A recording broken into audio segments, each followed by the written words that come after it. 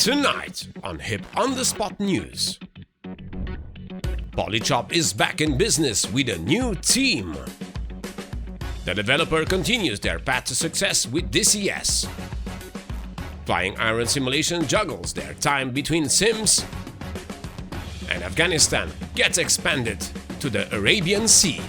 This and more on How I Play.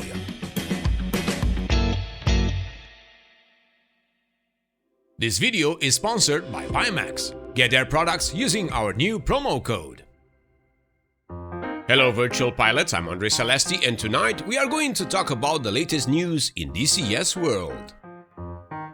And we can finally publish a video. I have been recovering after a heavy weekend where I caught the flu during one of my singing events. It happens, but I wasn't able to record any audio, so things were quiet from us until today. Meanwhile, the East Afghanistan showcase is getting ready as we speak and should go live as soon as possible. But for now, let's focus on the main happenings with DCS. And there are only two important updates this week: Polychop and Flying Iron Simulations. Of course, if nothing else happens during this recording session. And we start with great news from Polychop, the developer of the Kiowa and Gazelle that recently had their dev team disbanded for internal reasons. They are now back in the game as they just hired a new developer, new testers, and a new community manager. Nice! Not only that, but they already implemented a new internal system that allows them to streamline the testing and bug fixing for their current and future projects. So despite the loss of a team that happened recently, Polychop continues their path to success, and one can only guess what they are planning on the future. We got a message for Sven. Let me know when you want to get back on the mic and do another interview, this time with a new team. Always happy to have you on the channel. Meanwhile, they are still hiring as we speak, or at least at the time we are recording this video, with a few open positions for C++ and Lua coders and 3D artists. I know we even sent a few of our talented members from the HIP community, so let's see where this leads. Good luck to everyone!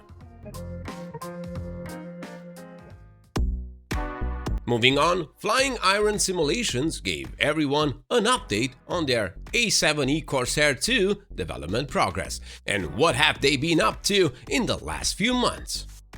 Like most development teams, they have multiple projects not only for DCS. They have been quiet and chugging along the development path. Their time is split in half between DCS and Microsoft Flight Simulator, and they mention that the larger revenue comes from the latter rather than DCS. This is obvious since, for now, Flying Iron Simulations has not released any other product for DCS. Or am I wrong?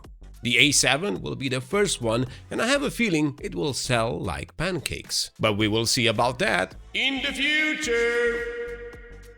They also say that after their release is done for Microsoft Flight Simulator 2024, they will focus back on the A7 to speed up the development. But that doesn't mean that work is not happening as we speak for this module. They are working a lot of hours with the A7 codebase and started collaborating with ED to work on the terrain following and terrain avoidance radar modes. In the last few weeks, they have been doing some optimization, refactoring and cleanup and improving the codebase. As they say, this is not the most exciting thing, but essential for a smooth and bug-free module. I agree. Even more than that, they spend some time developing a new lookup table system which powers a vast amount of aircraft systems and flight model data underneath the hood. By breaking away from the traditional index-based search methods, they have been able to develop a mathematical index system that is able to calculate and find the correct data point in a single call. I think I understand. Instead of "is it here?" No. "Is it here?" No. "Is it here?" No. It's like this. They shout out and say, "Is it here?" "It's here." Let's go. Petrovic, I think they will explain this in more detail in their first mini update of the A7 in a few weeks. Then can I say it? Okay, if you have to. A7 mini updates in 2 weeks. TM. Yeah, don't take his words for it, thank you. So when it comes to the project's codebase, the dev team have been focused on optimizing to ensure it runs significantly faster. Sounds good. And apart from the short updates they will be providing, they will prepare some detailed dev reports, but not for another few months, when they have more time for it. Well, it's nice to hear something about the A7, and we wish Flying Iron Simulations good luck with all their projects and cannot wait to see their beautiful A7 high in the virtual skies of DCS World. Now, these are the two major news reports for this week. I have been lucky to get sick when things are quiet. Uh-oh, don't say that. Why? You remember what happened last time when you said things are quiet? Ah, yes, right. Oh well, as for the latest updates from DCS, since Afghanistan got bigger now, I have been working on our showcase and seeing many users' impressions along the way. The map is on the right path of development. Not to mention, it also got big down south. You can now go on the carrier. Yes, Petrovich, you're actually right. They expanded the map to reach the Arabian Sea for carrier operations. Plus, being improved on the texture side, filled with plenty of assets along the air bases but also in towns, and with more to come features in the future, we can only hope to see the North region getting added as well, completing this setting of this amazing map in DCS.